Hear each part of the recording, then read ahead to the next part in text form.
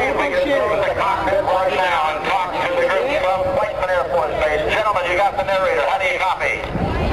Loud and clear, sir. How do you run?